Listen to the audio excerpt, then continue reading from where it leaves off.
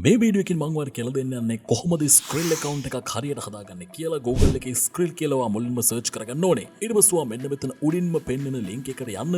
ඊට පස්සේ ඔයා Skrill website එකට මේ විදිහට අරගෙන යනවා. මෙතනින් ඔයා register කියන button එක click කරන්න. ඊට පස්සේ ඔයාගේ main details ටික මෙන්න මේ විදිහට මෙතනට දාලා register වෙන්න තමයි තියෙන්නේ.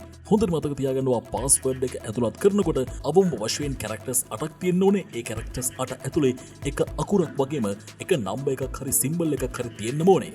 ඊට පස්සේ ඔබ මෙන්න මේ වගේ page එකකට අරගෙන යනවා. මෙතන කියන විදිහට ඔයා ඊළඟට කරන්න ඕනේ ඔයාගේ email එක verify කරගන්න එක.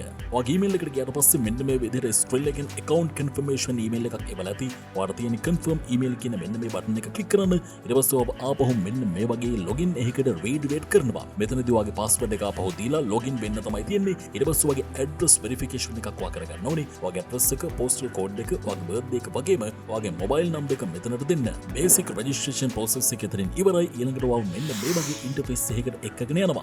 ඊට පස්සේ ඔයාලට මෙන්න මෙතන pay online කියන බටන් එක හරහා ඔයාගේ registration එක complete කරගන්න පුළුවන්. continue කියන බටන් එක දෙන්න, ඔයාගේ mobile number එක දෙන්න. ඊට පස්සේ ඔයාගේ verification code එක add කළාට පස්සේ ඔයාගේ registration process එක ඉවර වෙනවා. ඊට පස්සේ ඔයාලට කරන්න තියෙන්නේ ඔයාගේ account එකට dollars දාගන්න එක තමයි. ඒක ඔයාලට සාමාන්‍ය විදිහට කරන්න බෑ. ඔයාලට ඒක Binance through හරහා හරි එහෙම නැත්නම් Skrill dollars sell කරන කෙනෙක් කරහා හරි තමයි ගන්න වෙන්නේ. ඉතින් මේ ගැන වැඩි විස්තර දැනගන්න ඕන නම් description එකේ තියෙන link එකකින් අපේ group එකට join වෙලා අපේ ටීම් එකට message එකක් දාන්න. තවත් මේ වගේම වැදගත් වීඩියෝ එකකින් හම්බ වෙනකල් ගිහින් එන්නම්. ජය වේවා.